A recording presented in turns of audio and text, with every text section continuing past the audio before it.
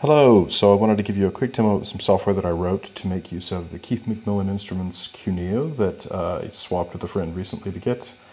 I've been having a little trouble thinking about how to use this as a performance instrument, but I had the idea that because it has so many control surfaces, it would make a good device for sending a lot of kind of event-driven information.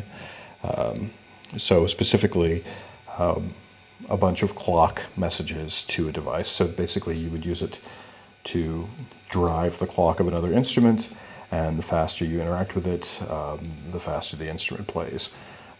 So I've done similar things in the past with complex timing, like with a ribbon controller and polling loops and things, but this is purely event-driven. When you press a button, the clock moves forward or backward, as you'll see, and then when you release the button, the clock also moves forward or backward. So I'm going to give you a quick demo.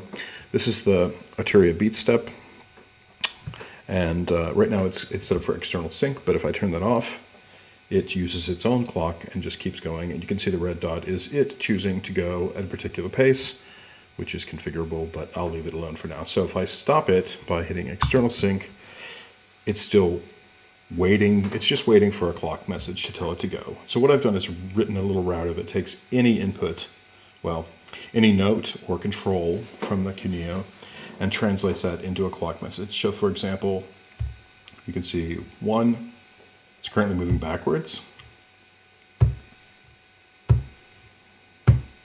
And you see that it's 1 step as I push down, 1 step as I go up. One thing about the Cuneo is that if you press in the middle, you get 4. It's still going 1, which is cool. That's kind of what I want. But if you start messing with the controls, you can see it goes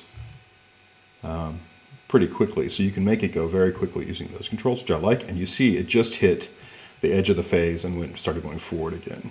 I'll make a UI that kind of does something fun in response to this, but you can see it switching back and forth every 120 steps between going through the song backward and forward. And when you hook this up to a practical instrument, you're playing a note at a time, either forward or backward. This also uses song pointer messages to accomplish that, but basically you could take all these patterns that were written one way for the MC303 and play them completely backwards, or you can play a tune backwards, which is also kind of fun.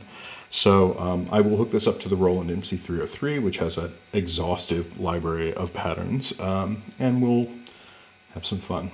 Anyway, but for now, this is the demo of how it works, and I hope you enjoyed it.